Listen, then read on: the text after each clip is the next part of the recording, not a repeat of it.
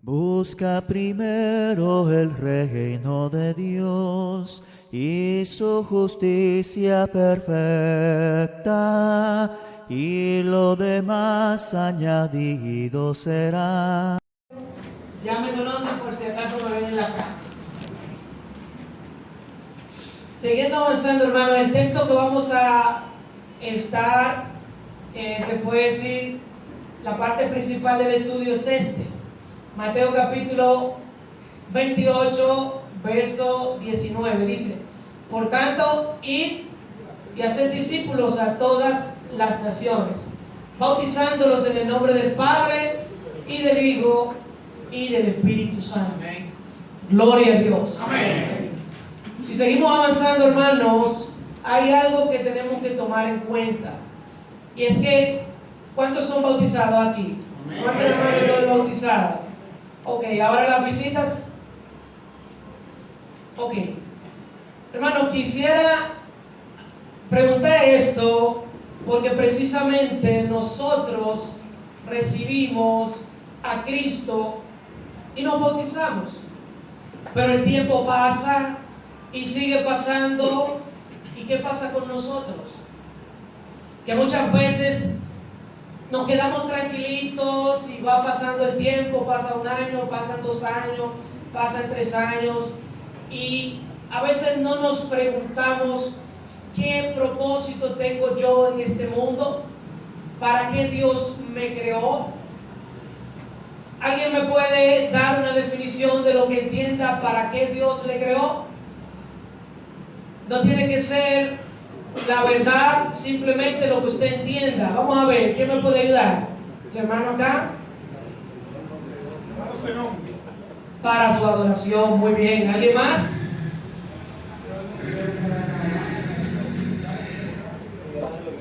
Amén, gloria a Dios. Si seguimos viendo, hermanos, ese tiempo que estamos diciendo pasa y Dios, como decía el hermano, nos creó para su adoración.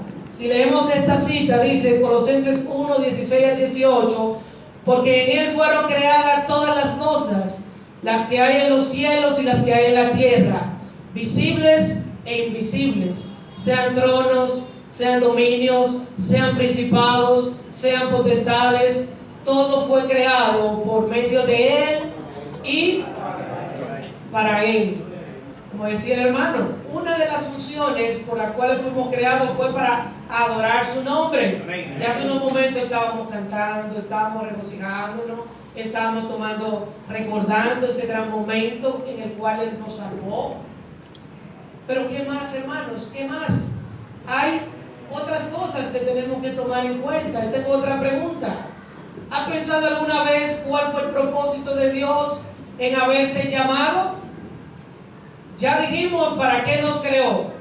¿Y para qué fue que nos creó? Dijimos para adorarle, para alabar su nombre, para vivir para Él, para que Él sea el dueño de nuestra vida. Otra pregunta: ¿para qué Dios nos llamó? Hermano, por aquí.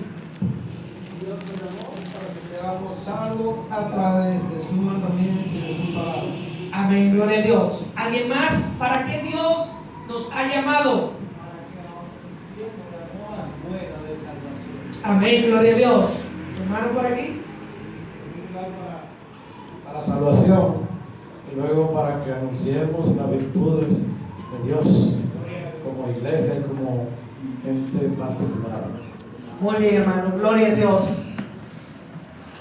No se equivoquen, hermanos, no se equivoquen en lo que dicen.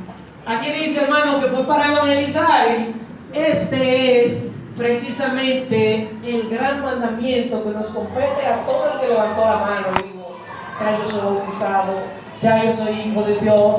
Entonces miren lo que dice ahí: ir por todo el mundo y predicar el evangelio. ¿A quién? A toda criatura.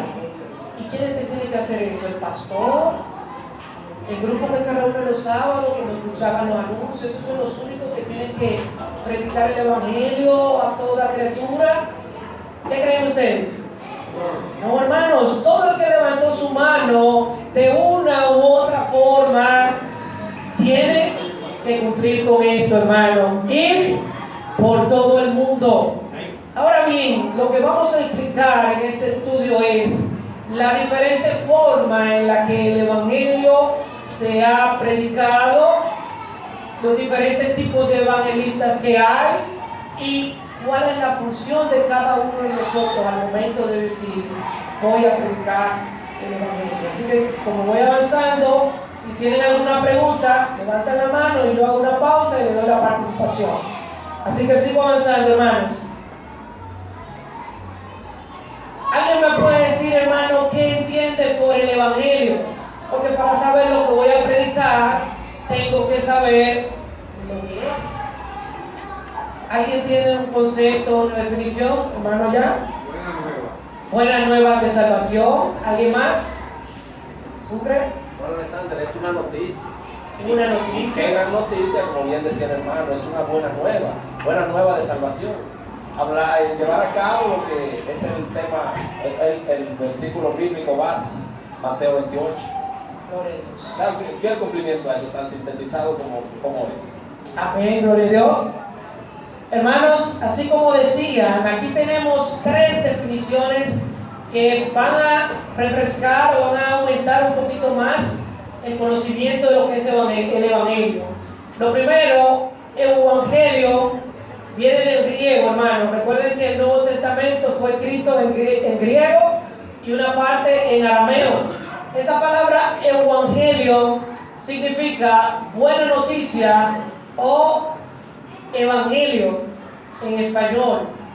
Pero también, hermanos, esto es lo que significa el Evangelio: la muerte, sepultura y resurrección de Jesucristo. Cuando predicamos el Evangelio, en pocas palabras, estamos diciendo que Cristo murió, resucitó por nosotros y que vendrá un día a buscarnos a cada uno de nosotros. Y como hemos recibido ese llamado, también tenemos esa esperanza de que cuando partamos de este mundo, o Él venga primero, entonces resucitaremos también con Él. ¡Gloria a Dios! Amén. Esa es la base de nuestra fe. Entonces, hay una parte, hermanos, y la segunda parte de esta palabra evangelio, si usted nota y le quita la E, la V y las dos finales, hay una palabra que significa ángel. ¿Y qué hacían los ángeles en la antigüedad? Daban noticias, ¿verdad? Y eran muy buenas noticias.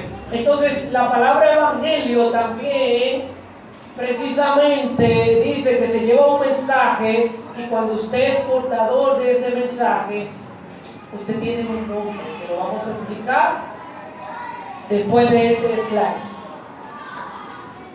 No sé si me están entendiendo, hermanos. Si me están entendiendo, dicen amén. Seguimos avanzando. Otra preguntita, hermanos. Ya hablamos del evangelio. ¿Y el evangelista? ¿Quién es? ¿Quién es el evangelista? Vamos a ver. ¿Quién me ayuda? Grace. Un mensajero. Vamos a ver. Hermano, por acá. Alguien que se dedica a evangelizar. Gloria a Dios. Así como ha dicho nuestro hermano, vamos a definir quién es el evangelista. El evangelista, hermanos, también es una palabra griega que se deriva de la palabra evangelio, que ya les expliqué. El evangelista, hermanos, viene de una palabra griega llamada evangelistes, que significa evangelizador, y es un portador de buenas nuevas. Es decir, que en la medida que usted dice voy a predicar de Cristo, voy a hablar de Él, usted se convierte en un evangelista. A veces, hermanos, nos confundimos y creemos que el evangelista solamente es el que tiene llamado a ser evangelista, el que predica bien, el que tiene fluidez para hablar de las personas, el que habla más bonito, el que tiene todas las habilidades. A veces pensamos eso y decimos, no, yo no puedo ser evangelista porque no sé ni siquiera cómo decir Cristo te ama. Y no es así, hermano. El evangelista es todo aquel que porta buenas nuevas de salvación. Vamos más adelante a explicar los tipos de evangelistas que hay según la Biblia y qué podemos hacer nosotros según el don o la capacidad que Dios ha puesto en cada uno de nosotros. Seguimos avanzando, hermanos. Origen del Evangelio. ¿Alguien me puede hablar del origen del Evangelio? ¿Cuándo fue la primera vez que se habló de esto? ¿Alguien me puede decir? Mientras vamos pensando, entonces, seguimos avanzando y a veces estamos quizás pensando en el Nuevo Testamento. Aunque en el Antiguo Testamento, hermanos y hermanas, no aparece la palabra Evangelio, se dieron muchos mensajes importantes. Jehová Dios, el que nosotros conocemos, es portador del Evangelio. ¿Y cómo así? Si dijimos que Evangelio es una buena noticia, Dios ¿desde cuándo le ha estado dando buena noticia al hombre? Desde siempre, hermanos. Cuando Adán y Eva fallaron, ¿cuál fue la buena noticia? Bueno, ustedes fallaron, pero aquí de la simiente de la mujer va a venir una esperanza. No va a ser ahora mismo, pero hay una profecía que se va a cumplir y precisamente esa iba a ser la esperanza de redención para toda la humanidad. Y yo pregunto, ¿somos nosotros beneficiados de la simiente de la mujer? Amén. Amén, gloria a Dios. Amén. Porque Cristo precisamente era el que iba a redimirnos a través de esta profecía. Hermanos, pero ¿y Noé? ¿Qué decimos? Perdón. ¿Y Noé? ¿Qué decimos? Noé anunció buenas nuevas. ¿Y qué le decía al pueblo? Señores, arreglen sus caminos, viene un diluvio. Y duró un gran tiempo. Y la gente no le escuchó. Pero Dios quería manifestarse en Noé y en su familia y en todo el que creyese. Pero lamentablemente la gente no quiso. Pero seguimos avanzando, hermanos. Hay muchos otros casos. Lo que pasa es que por el tiempo no podemos hablar de todo, pero ya en el Nuevo Testamento tenemos a el ángel Gabriel, que siempre aparecía para dar buenas noticias. ¿Y qué noticia le dio Gabriel a Zacarías? Zacarías era un sacerdote y no tenía hijos. Y en ese capítulo de Lucas 19-20, ahí el ángel le da una buena noticia de que Elizabeth iba a tener un hijo que se iba a llamar Juan el Bautista. Gloria a Dios. Pero también, hermanos, cuando se cumplió esa profecía, Juan el Bautista nació. ¿Y quién fue Juan el Bautista? Juan el Bautista preparó el camino que iba a seguir Cristo Jesús y comenzó precisamente a hablar palabras de Dios. Y él les decía a aquellos: arrepentidos y convertidos, porque el reino de los cielos se ha acercado. Era buena noticia esta, hermanos. Seguimos avanzando. Pero ¿y qué decimos de Jesús, hermanos? Cuando llega Jesús con esa gran cantidad de milagros, la gente tenía que verlo. Y donde quiera que iba Jesús, era un tumulto, era una multitud que estaba detrás de él. ¿Y por qué, hermanos? Porque querían escuchar, querían ver qué nuevas traía Jesús, qué traía de nuevo este profeta que nadie lo conocía. Hermanos, sí, Jesús se hizo famoso precisamente porque fueron tantos los milagros que hizo que era imposible que la gente no escuchara siquiera acerca de ese tal Jesús. Y esa fue la base, hermanos, de que hoy en día usted y yo tengamos fe. ¿Por qué razón? Porque ¿qué pasó después que esos milagros se efectuaron? Bueno, que Jesús en el proceso formó ¿cuántos discípulos, hermano? Formó 12 discípulos. Pero esos discípulos no fueron los únicos 12. A esos Él los eligió y los llamó apóstoles. Pero había muchos más discípulos que le seguían. Y todos ellos eran portavoces de la palabra de Dios.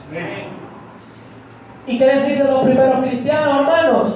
Cristo muere, resucita, y en Hechos 2, aquí vemos el resultado de ese gran mensaje que tiene Pedro en Pentecostés, donde se convirtieron como 3,000 personas, según Hechos 2, 36 en adelante. Si seguimos avanzando, hermanos, podemos ver que ese evangelio ha venido desde la antigüedad. Ahora bien, hermanos, en esto sí les voy a requerir que pongan la mayor atención, porque esas funciones son las que le corresponden a cada uno de los que están aquí. ¿Cuáles son las funciones, hermanos, de un evangelista? Y dentro de esas funciones, la primera es, ¿cuál es, hermano? ¿Cómo dice ahí? Pregonar buenas nuevas de salvación. Otra función que tiene el evangelista es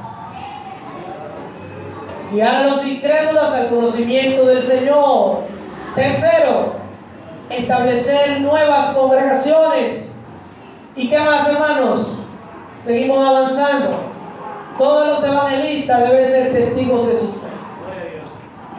Esas son unas cuantas de todas las funciones que a cada uno de nosotros les toca hacer. Recuerden que en la introducción yo les decía que el tiempo pasa y de repente usted dice, pero yo tengo 10 años en la iglesia, de bautizado, y de repente de 10 ustedes se dan cuenta que tiene 20 y que de repente tiene 30. Hermanos, ¿y qué ocurre?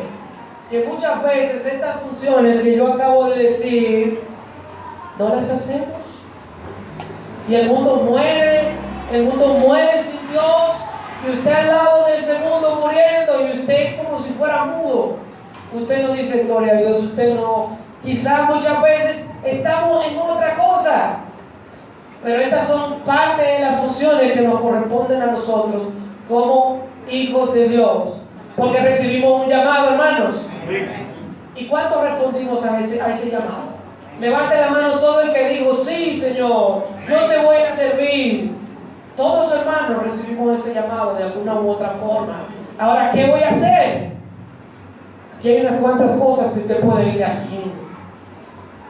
Seguimos avanzando, hermanos. Si tienen preguntas, las pueden hacer ahora o sigo avanzando. ¿Alguien tiene preguntas? Tipos de evangelista. En la Biblia, hermanos, y en la iglesia a la cual nosotros pertenecemos, hay 3 tipos de evangelistas.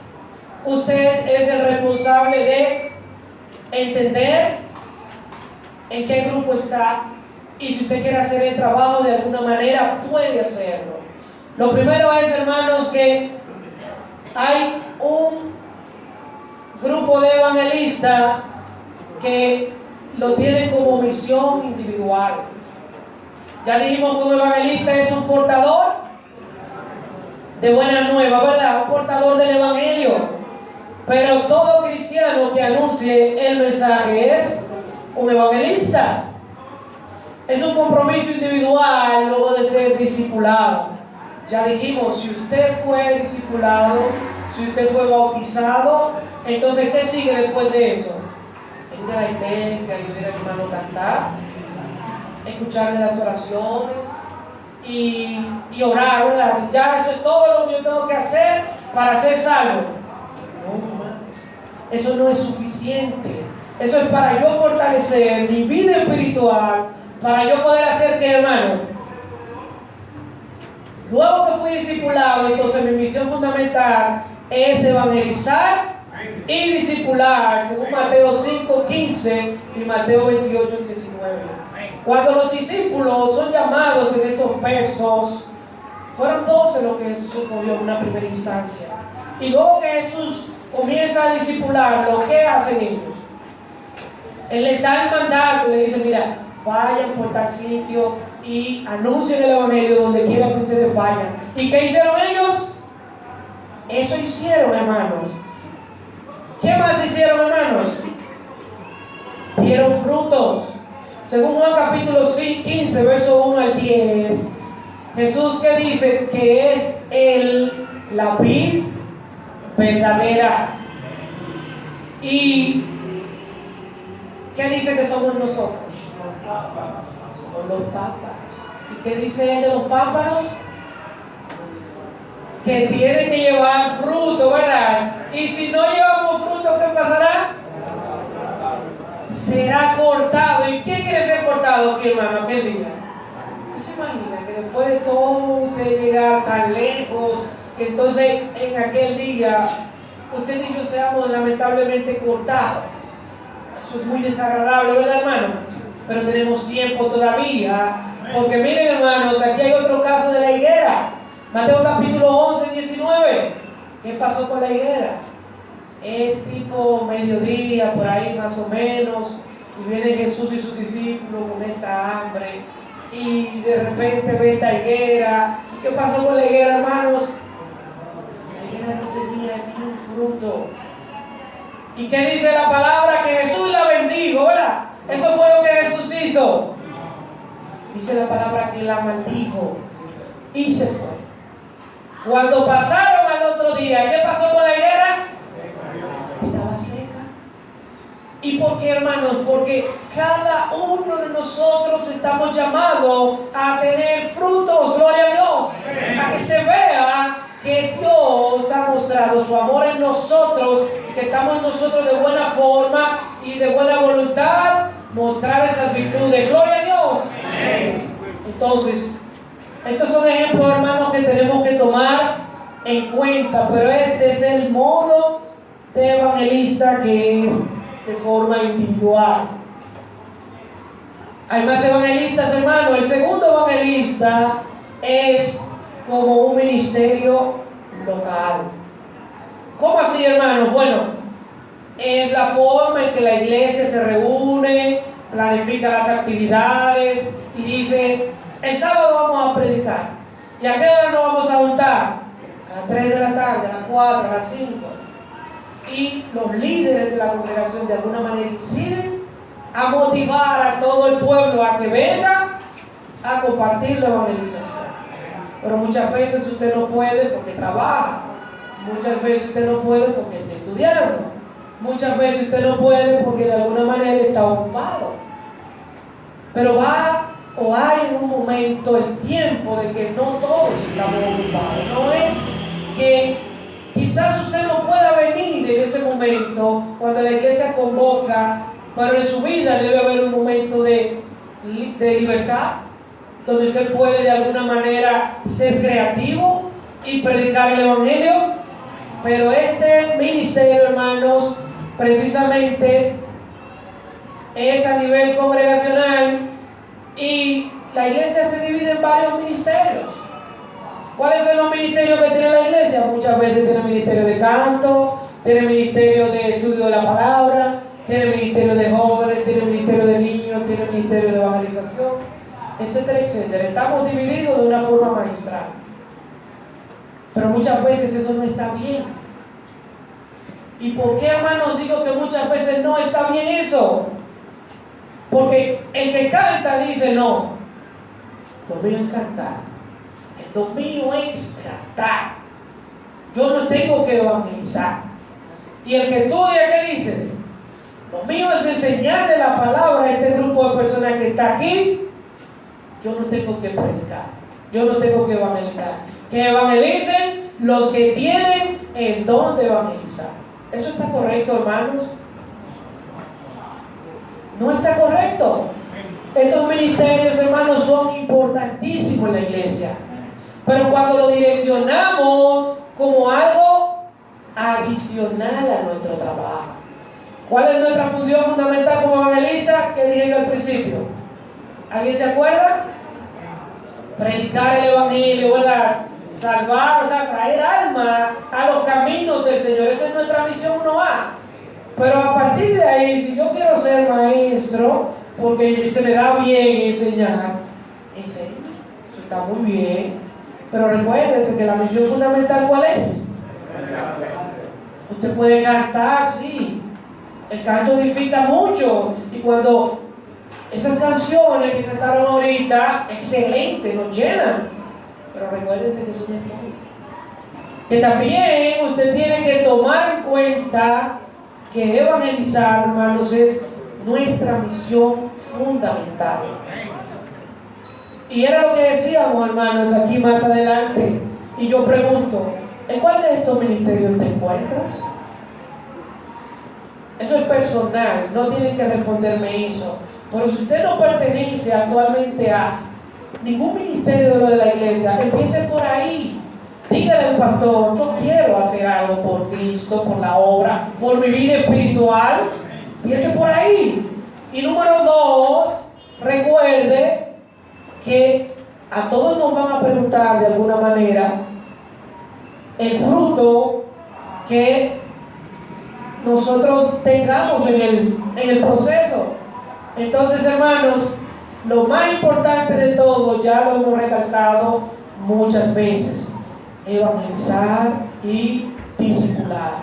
¿Por qué hablo de estas dos cosas? Porque no es lo mismo, hermanos.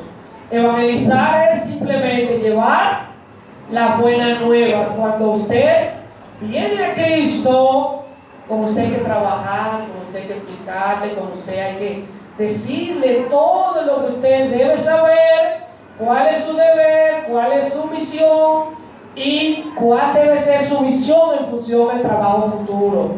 Entonces, precisamente, discipular tiene que ver a ese conjunto de enseñanzas que debemos aprender para luego poder salir a enseñar a otros y poder enseñar que Cristo murió y resucitó por nuestras culpas. Y yo pregunto, ¿cuántos se sienten afortunados de que Cristo haya llegado a su vida? Amén. ¿Está malo que Cristo haya llegado a nuestra vida? No, hermanos. No es malo que Cristo llegó a nuestra vida. Entonces ese es un motivo que debemos entender, que Cristo llegó a nuestra vida, se quedó, y ese debe ser un motivo para nosotros poder testificar ante los demás. El tercer tipo de evangelista, hermanos, es un misionero nacional o internacional. Si vemos en la Biblia, hermanos, la mayoría de evangelistas que había tenían este trabajo que era evangelizar a nivel mundial. Y usted diría, ¿cómo así? Vamos a explicarlo ahora para que ustedes puedan palparlo. Este evangelista del cual hablamos recibe un don de Dios, ¿para qué? Para hacer este trabajo, hermanos. Y miren qué dice Efesios capítulo 4. Dice, por lo cual dice, subiendo a lo alto llevó cautiva la cautividad y dio dones a quienes, a los hombres. Y eso de que subió, ¿qué es? Sino también había descendido primero a la parte más baja de la tierra. El que descendió es el mismo que también subió por encima de todos los cielos para llenarlo todo. Y él mismo constituyó a quienes, a unos apóstoles, a otros,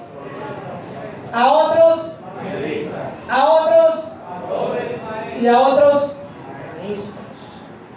Era la diversidad de dones, hermanos, pero estos evangelistas que están aquí precisamente eran los que estaban expandiendo el evangelio por todo el mundo. Y yo pregunto, hermanos, ¿cuándo llegó el evangelio a la República Dominicana? ¿Quién la trajo? ¿La trajo un dominicano?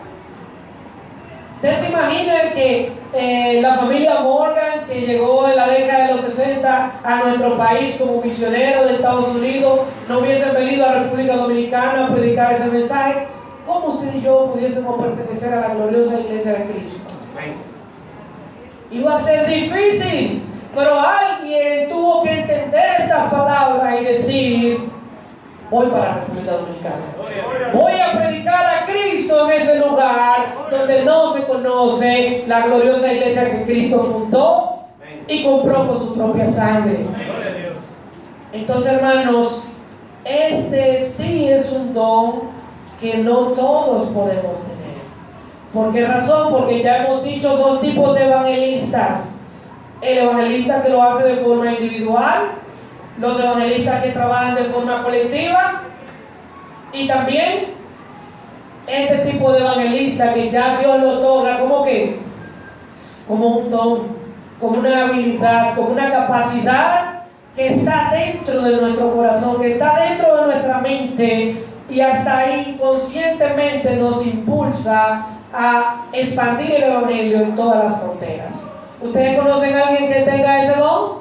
Sí, hermanos, hay muchos hermanos que conocemos que tienen este don, pero podemos seguir avanzando, hermanos, y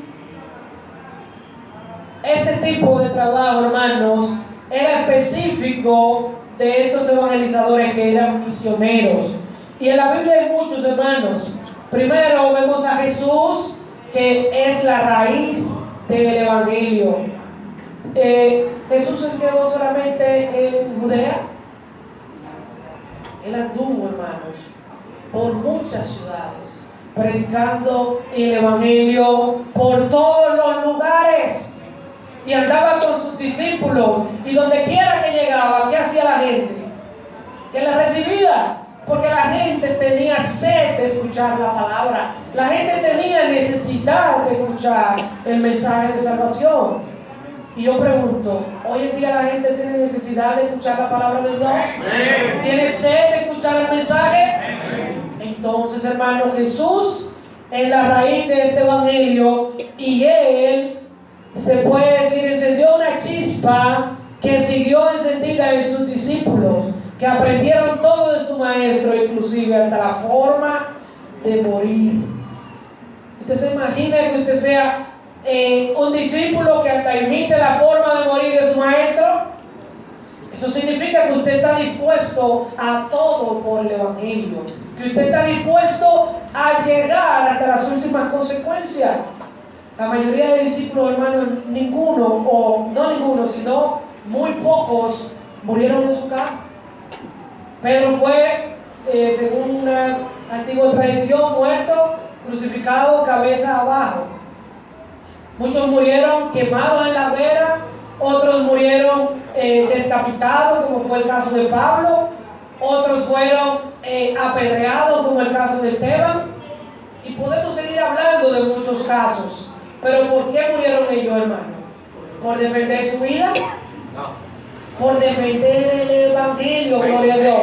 A Pedro y a un grupito le dieron una paliza, y cualquiera que reciba algo así, lo que le sale es irse para su casa y acostarse. ¿Y qué hicieron ellos? Se tumbaron el polvo y se fueron a otro lugar a predicar el evangelio. ¡Gloria a Dios! Eran personas llamadas a este gran ministerio. Entonces Pedro, hermanos, y este gran mensaje de Pentecostés fueron, ya dijimos, como 3,000 personas. Pero seguimos viendo, hermanos, otros evangelistas que hay. Tenemos a Bernabé, tenemos a Silas, a Juan Marco, a Lucas, a Tito, etcétera, etcétera. ¿Qué más tenemos, hermanos?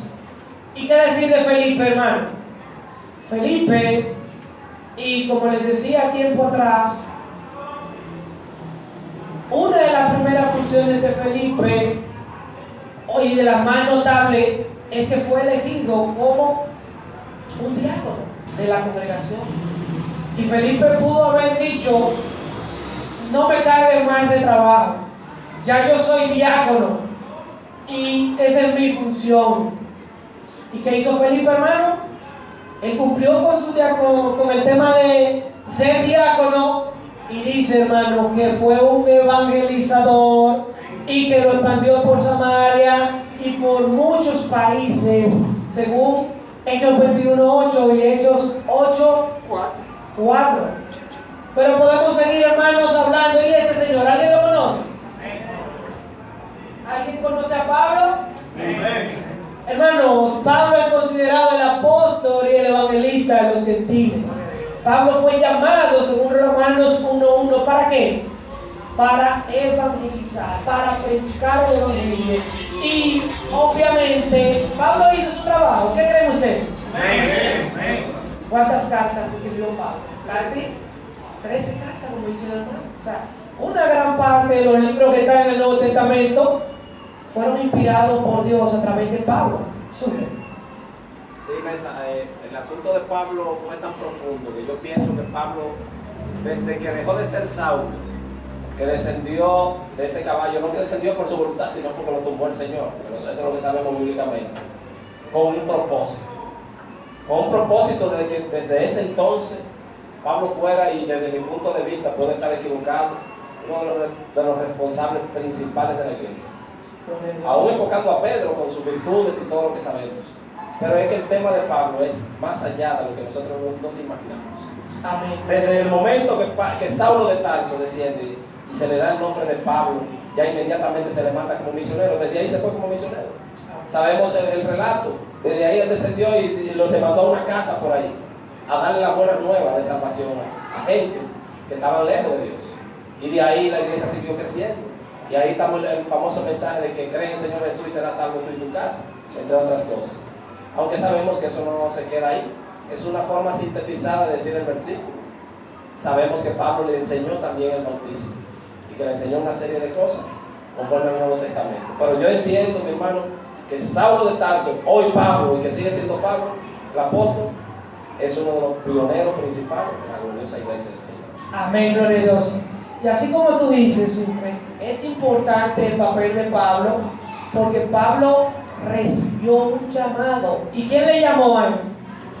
El mismo Jesús. Y le dijo: óyeme, yo soy el que tú persigues. Y no pudo contenerse, hermanos. Y él recibió el llamado y pudo cumplir con su llamado. Mirando este punto de vista, mirando este personaje, conocido ya en la Biblia, conocido por nosotros, es decir entonces que aquello que anunciamos el Evangelio, hay sufrimiento, hermanos, o sea, hay sufrimiento en el Evangelio, se sufre, se goza. ¿Qué pasa, hermanos, con esta parte? Tenemos que tener una mente de que todo no va a salir bien, y de que en la calle todo va a ser gozo, todo el mundo no va a recibir bien. El caso de los 70. Hermano, la muerte de los discípulos nos dice que no fue un buen indicio. Lo que le espera al que pretenda predicar el Evangelio. A Cristo lo crucificaron, exclusivamente la parte religiosa de donde él había nacido. Los fariseos fueron los que instaron a que mataran al maestro. Pero ¿qué le dijo él a sus discípulos cuando les llamó? Si no le reciben, hasta el polvo que hay en los zapatos, sacúdenlo y váyanse. Pero ustedes tengan pendiente que no va a ser un camino color de rosa. Ustedes van a padecer sufrimientos. Y en Hebreos, el mismo escritor del libro de los Hebreos dice que sigamos aguantando, porque no hemos resistido ¿hasta dónde? Hasta la sangre. Entonces, como dice el hermano Ramón en su pregunta, yo le respondo: si usted quiere cumplir con estas palabras, entienda algo. Se sufre por Dios. No es color de rosa. No todo el mundo le va a recibir. Ay, sí, ven. Mi padre, que partió con el Señor ya hace varios años, yo escuché una historia que él entró con un grupo a predicar a un sitio y le soltaron un perro y tuvieron que salir huyendo porque la gente no quería ni siquiera decirle váyanse. ¿Hermano ya? Sí, hay que recordar el ejemplo del mismo apóstol Pablo en Hechos 14. Pablo estaba predicando en Listra y en Iconio, y los hermanos, los que no eran del camino, sino que eran contrarios, persuadieron a la multitud. ¿Para qué? Para que apedrearan a Pablo. Pobre Pablo lo apedrearon y lo echaron fuera de la ciudad y lo dejaron como muerto. Pero vinieron los hermanos, lo levantaron, lo limpiaron, y Pablo se levantó. ¿Y qué hizo? Volvió y entró a predicar, hermano. Él no se detuvo. Entonces, esto es una maravilla, el ser evangelista, pero se sabe que se sufre. Ahora, por amor a Dios y por amor a su palabra, usted va a seguir predicando el evangelio. Amén, gloria a Dios. Y la conclusión, hermano, que ya estamos próximos a la conclusión. En la conclusión vamos a hablar de eso que ustedes acabaron de hablar. Seguimos avanzando, hermano. El tema 7, Timoteo dice que fue exhortado a que hiciera obra de ¿qué? De evangelista. Y él tenía otros dones. Timoteo era uno de los, se puede decir, encargados de organizar la iglesia allá en Éfeso. Y Timoteo, hermano, tenía un gran compromiso con enseñar la doctrina de los hermanos, cómo decirle cómo debían comportarse. Tenía que formar todo el cuerpo de líderes de la congregación. Y aparte de eso, ¿qué le dice Pablo? Haz obra de evangelista. Cumple tu ministerio, gloria a Dios. Me está diciendo, todo lo que tú quieres hacer y tienes que hacer en la iglesia, hazlo. Pero saca tiempo ¿para qué? Para predicar el evangelio. Versículo 18, que dice que las aflicciones del tiempo presente no son comparables con la gloria venidera que nosotros vamos a manifestar. Amén, gloria a Dios. Amén. Porque no todo es sufrimiento, hermano. Seguimos avanzando, hermanos. Ahora sí, hermano, viene la conclusión. Hay dos pasajes que quiero que ustedes, si pueden, lo memoricen, y si no, lo estudien y lo analicen bastante. Oigan qué dice aquí. Marcos 8:35. Porque todo el que quiera salvar su vida, la perderá. Y todo el que pierda su vida por causa de mí y del evangelio, la salvará. O sea, lo está diciendo claro. Si usted no se preocupa porque el evangelio es peligroso, porque el evangelio es trabajoso, y usted dice, no, yo no tengo tiempo, yo tengo mucho trabajo, tengo mucho estudio, usted está salvando su vida. Y entonces, ¿qué dice este verso? Usted lo va a perder, lamentablemente.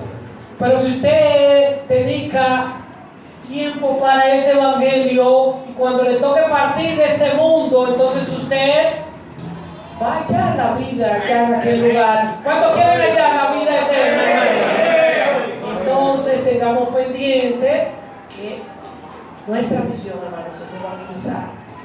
Si yo no lo estoy haciendo, si usted no lo está haciendo, vamos a buscar la manera, pero hay que hacerlo. Al final no va a haber excusa. Miren qué dice Pablo aquí. Sin embargo, cuando predico el evangelio, no tengo de qué enorgullecerme, ya que estoy bajo la obligación de hacerlo. Y él concluye diciendo, ay de mí si no predico el evangelio. ¿Por qué lo dice? Bueno, porque recibió ese llamado. Y él ya tenía pendiente de que eso era lo que él tenía que hacer. Él podía hacer muchas otras cosas más, pero eso era lo más importante. Y él dice, ay de mí si no predico el evangelio. Es decir, que no importa el lugar, no importa el medio, no importa el escenario, fuimos llamados a evangelizar.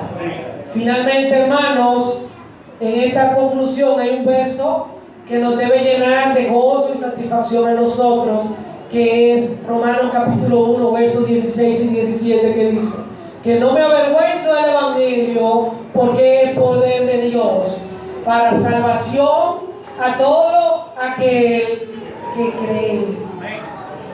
No debe ser una vergüenza pertenecer al cuerpo de Cristo.